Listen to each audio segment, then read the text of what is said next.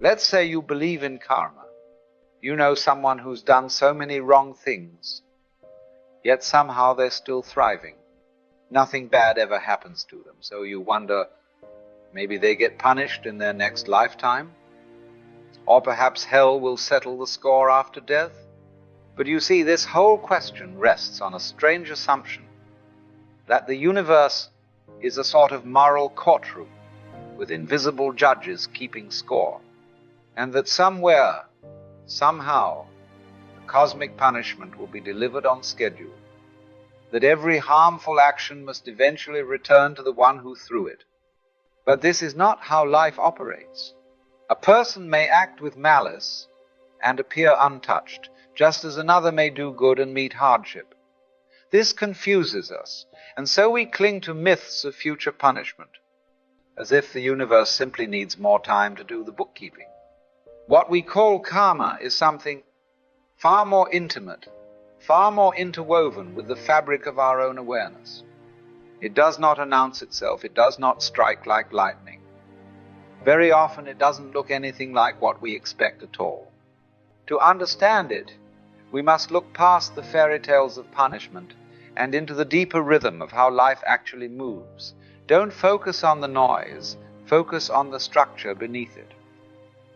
In truth, the universe behaves more like an echo than a judge. It reflects, it resonates, it repeats, but not always in the ways we expect, and certainly not on the schedule we prefer. It is the momentum of our perception, the way we see, think, and react, carrying itself forward into our next moment and the next and the next. Most people never notice this because they're too busy watching the external world. We become irritated when we watch someone behave terribly, and yet walk through life untouched, smiling, promoted, adored. It feels unfair. It feels wrong. And so the mind immediately reaches for explanations. They'll pay for it later, or the universe will handle them eventually. But notice something. This frustration doesn't actually come from what they did. It comes from the belief that the universe should behave like a neatly managed courtroom, where every action is matched with a precise and predictable verdict. Yet life has never promised such symmetry. A seed sprouts not because it deserves to, but because the conditions allow it.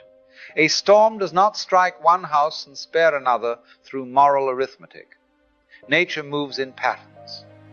And karma is simply the momentum of the pattern you're already in. It is simply cause and effect repeating itself until the pattern loses momentum. It is not punishment coming in the mail. It is continuity, the echo of your own state of being. Nothing is following you, only what you continue to carry. Most people imagine karma as something waiting for them around the next corner. But karma is not lurking in the future. It is right here unfolding in the present. It is the way the past carries itself into the next moment, unless something interrupts it. You don't receive karma. You participate in it. Think of it like a pattern. Imagine someone pokes you the same way every day, and you always make the same angry face. The pattern repeats itself again and again.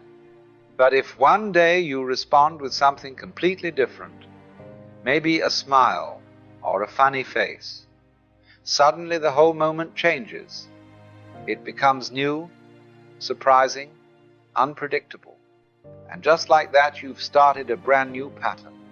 Karma is the same. It is the present unfolding of your own pattern. It survives only through your thoughts, your reactions, your assumptions, your stories, your identity, your habitual way of seeing yourself and the world. You continue the pattern, and the pattern continues you. Karma is not external law. It is internal momentum. When you stop reacting the same way, when you stop rehearsing the same beliefs, when you stop expecting the same outcomes, the pattern loses energy. It collapses, it dissolves. This is why karma needs your participation to survive. Without you repeating the old self, the old karma cannot continue. It ends the moment you stop being the person who created it. And so the person you believe is getting away with it is not being overlooked by the universe at all. They are simply moving within a loop of their own construction. Whether that loop brings suffering or comfort is something no pair of eyes can truly measure. A man may be drowning behind a perfectly composed smile. Another may wear a troubled face while awakening into clarity. Inner experience rarely announces itself in visible form. They may be suffering, or they may not. The point is not to guess at their inner landscape, but to understand that outer appearances are only the surface of a much deeper current. If the pattern they inhabit happens, for the moment, to produce favorable conditions, then that is why they seem to thrive. Not because they are blessed, nor because justice has failed, but simply because their pattern is still unfolding along lines that appear advantageous. In time, every pattern reveals its nature.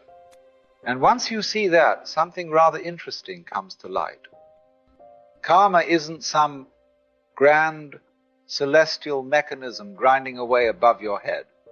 It's simply the continuation of a habit, a movement of the mind carrying itself forward. Which means, quite delightfully, that you are not chained to it.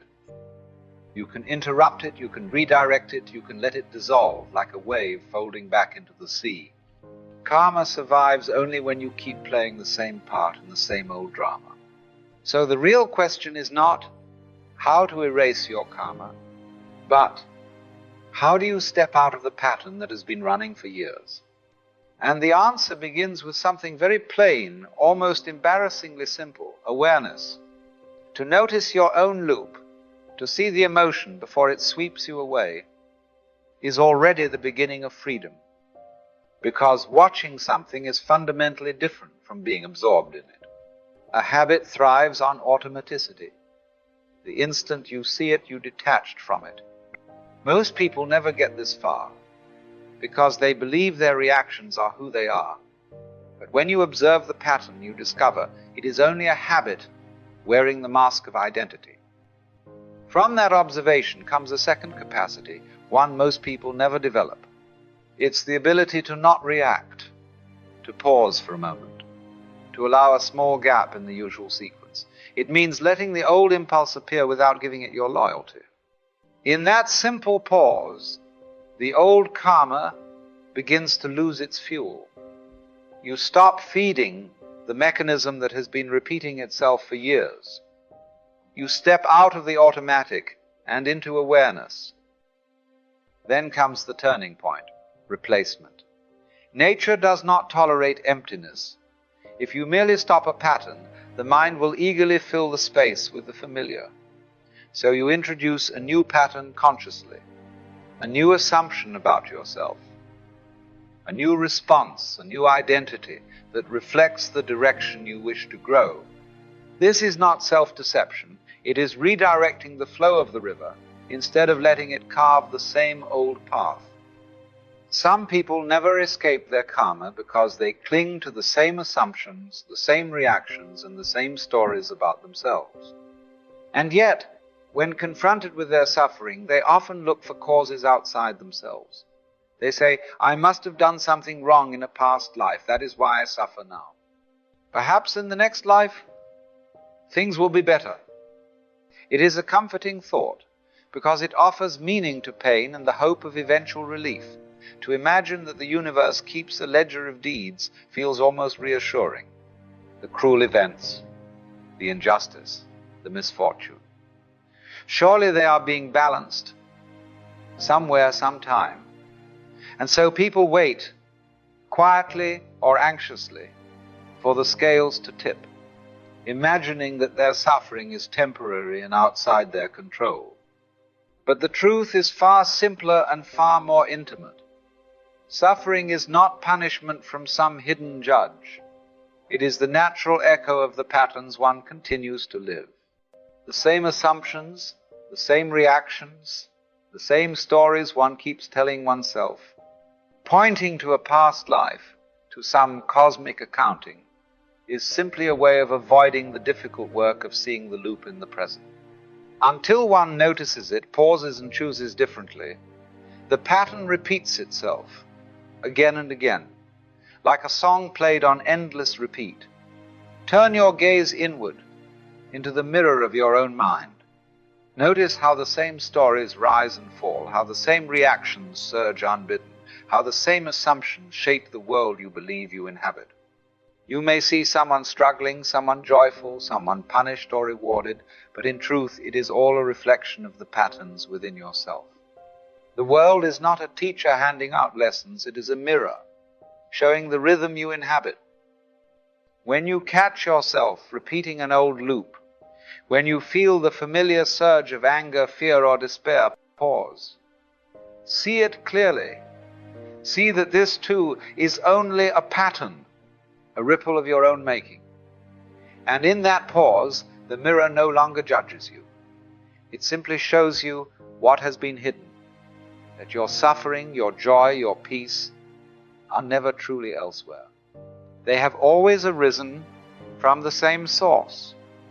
The choices you make, the rhythms you follow, the consciousness you bring to the moment. Once you see this, the next step becomes possible. Awareness, non-reaction, and the deliberate planting of a new pattern. The mirror no longer holds only reflection, it begins to hold possibility. The same face that seemed trapped now hints at liberation, because the one who gazes into the mirror is not separate from what it shows. And so we arrive at the quiet truth. The world is not punishing you, nor is it rewarding you. It is simply unfolding, moving in patterns that are indifferent to praise or blame. What binds you is not fate, not the ledger of past lives, but the habitual rhythms of your own mind. Every assumption, every reaction, every story you tell yourself feeds the loop and strengthens the unseen chains. Yet, within this seeming inevitability lies freedom. The moment you notice, the moment you pause and see the pattern for what it is, you step outside the cycle. You do not need to fight it, to resist it, or to seek vengeance against it. Awareness alone begins to dissolve its power. When you stop feeding the old pattern and consciously choose a new one, when you shift the rhythm of your thoughts, your emotions, and your being, the old karma has nowhere to hold you.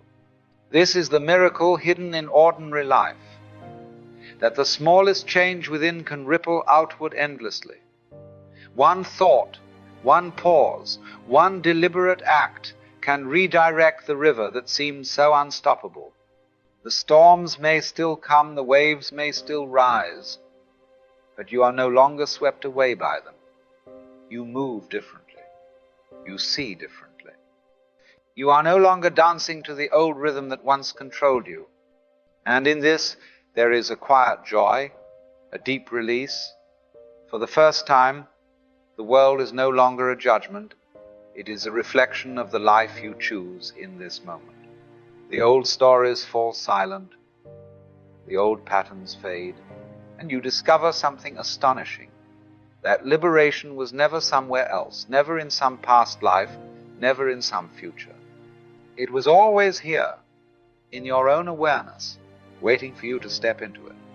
Freedom is not in waiting for another life or a distant correction of fate. Freedom comes in this moment, in noticing the loop, stepping out of the story, and deliberately choosing a new rhythm. Only then does the old karma lose its authority, not as a reward or punishment, but as the natural consequence of a pattern that has been transformed from within.